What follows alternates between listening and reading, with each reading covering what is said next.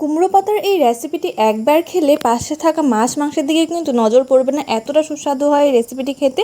অবশ্যই একবার হলে ট্রাই করে দেখতে পারো। তো সবার প্রথমে কুমড়ো পাতার এই রেসিপি তৈরি করার জন্য আমি এখানে কচি কচি দেখে কয়েকটা কুমড়ো পাতা নিয়েছি। কুমড়ো পাতাগুলোকে বেশ ভালো করে পরিষ্কার করে ধুয়ে নেবার পর এখানে নিয়ে নিলাম সামান্য একটু মসুর ডালের পেস্টটাকে একটু পাতলা করে নিয়েছি আমি এখানে। তোমরা চাইলে কিন্তু এখানে কুমড়ো পাতার পরিবর্তে লাউ পাতা দিয়েও রেসিপিটি তৈরি করে নিতে পারো। রোজ একঘেয়ে শাকসবজি না খেয়ে এভাবে কিন্তু নতুন ধরনের এই রেসিপিটি ট্রাই করে দেখতে পারো। তো এবার এই মসুর ডালের পেস্টের মধ্যে দিয়ে দিলাম সামান্য একটু পেঁয়াজ কুচি, দিয়ে দেবো 2 থেকে 3 টেবিল চামচ পরিমাণ বেসন, 2 টেবিল চামচ পরিমাণ চালের গুঁড়ো। এটা সম্পূর্ণ অপশনাল চালের গুঁড়োটা, তোমরা চাইলে সুজিও ব্যবহার করতে পারো, নাহলে স্কিপ করতে পারো। দিয়ে দেবো পরিমাণ মতো হলুদ গুঁড়ো, নুন আর সামান্য একটু লঙ্কা গুঁড়ো। এবার এইসব উপকরণগুলোকে একসাথে ভালো করে মিশিয়ে এর একটা পেস্ট আমরা তৈরি করে নেব।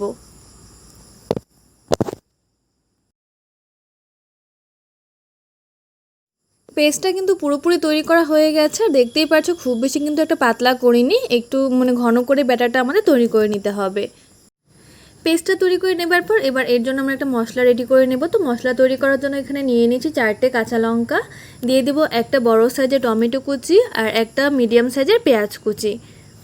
এবার একসাথে ভালো করে পেস্ট তৈরি করে নেব। পেস্টটা তৈরি করা হয়ে গেছে। এবার অন্যদিকে আমরা যে কুমড়ো পাতাগুলোকে ধুয়ে রেখেছিলাম সেখান থেকে একটা একটা কুমড়ো পাতা নিয়ে এর মধ্যে বানিয়ে রাখা পেস্টটা কিন্তু ভালোভাবে এর গায়ে মেখে নিতে হবে। তোমরা চাইলে কিন্তু যে কোনো নিরামিষ দিনেও এই রেসিপিটি তৈরি করে নিতে পারো। সেক্ষেত্রে মসুর ডালের পরিবর্তে মুগ ডাল বা যে কোনো ছোলার ডাল দিয়েও তৈরি করতে পারো, আর পেঁয়াজটাকে স্কিপ করতে পারো। নিরামিষ করে খেলেও কিন্তু দারুণ লাগবে। এভাবে পাতাটাকে মুড়িয়ে দেব। এভাবে করে প্রত্যেকটি পাতার মধ্যে কিন্তু পেস্টটা বেশ ভালো করে লাগিয়ে নিতে হবে। অন্যদিকে আমি প্যানে আগে থেকে তেল গরম হওয়ার জন্য বসিয়ে দিয়েছিলাম। তেলটা যখন পুরোপুরি গরম হবে তখন একটা একটা করে পাতা আমরা এর মধ্যে দিয়ে ভেজে তুলে নেব। এই পাতাটা কিন্তু তোমরা এভাবে ডালের সাথে ভেজেও খেতে পারো, অসাধারণ লাগে খেতে, কিংবা সন্ধ্যের টিফিনেও কিন্তু খেতে পারবে। এবার সে তেলের মধ্যে ফোড়নের জন্য দিয়ে দেবো 2টো শুকনো লঙ্কা এবং সামান্য একটু গোটা জিরে। জিরে এবং শুকনো লঙ্কার ফ্লেভারটা ভালোভাবে তেলের সাথে মিক্স হয়ে যাবার পর এর মধ্যে দিয়ে দেবো কয়েক কোয়া রসুন, এবার হালকা থেতো করে, খুব বেশি কিন্তু থেতো করে নিই, হালকা থেতো করে দিয়েছি। এতে করে কিন্তু ফ্লেভারটা ভীষণ ভালো লাগে, আর রসুনটা যখন মুখে পড়বে তখন কিন্তু খেতে আরও বেশি ভালো লাগে। তোমরা চাইলে পেস্ট করেও দিতে পারো, কিন্তু পেস্টের থেকে এভাবে দিলে কিন্তু রেসিপিটা খেতে বেশি ভালো হয়।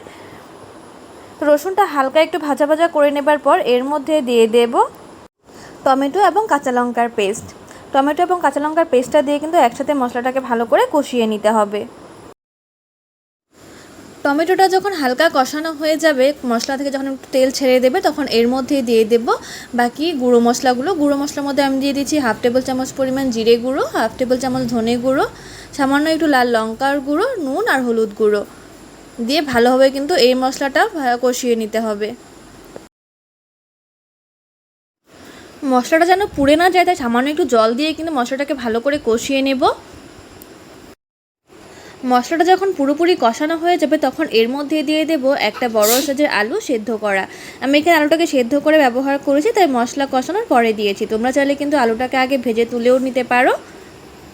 এবার আলুটাকে দিয়ে মশলার সাথে ভালো করে 1 মিনিট মতো মিশিয়ে নেব। মশলার সাথে আলুটা ভালো করে কষিয়ে নেবার পর এর মধ্যে দিয়ে দেব পরিমাণ মতো জল। ঝোলটা নিজেদের অ্যাকর্ডিং দেবো, যে যতটা গ্রেভি খেতে পছন্দ করো।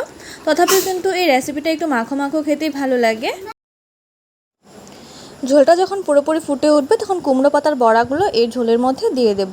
ঝোলের মধ্যে দিয়ে কিন্তু খুব বেশি ফোটাবো না, 1 থেকে 2 মিনিট মতো উল্টে পাল্টে ফুটিয়ে নেব। 1 থেকে 2 মিনিট মতো ভালো করে ফুটিয়ে নেবার পর ওপর থেকে ঘি এবং গরম মশলা ছড়িয়ে ভালো করে মিক্স করে এটাকে ঢাকা দিয়ে রেখে দেব আরও 5 মিনিট পর্যন্ত। কিছুক্ষণ পর ঢাকা খুলে গরম ভাতের সাথে পরিবেশন করলেই কিন্তু মাছ মাংসের কিছু প্রয়োজন হবে না, শুধু এটা দিয়ে কিন্তু 1 থালা ভাত খেয়ে নেওয়া যাবে। তো তোমাদের এই রেসিপিটি কেমন লাগলো অবশ্যই আমাকে কমেন্টস করে জানিও। ভালো লাগলে চ্যানেলটিকে সাবস্ক্রাইব করে পাশে থাকা বেল আইকনটিতে প্রেস করে দিও। আর যারা ফেসবুক থেকে দেখছো তারা অবশ্যই কিন্তু পেজটিকে ফলো করে দিও।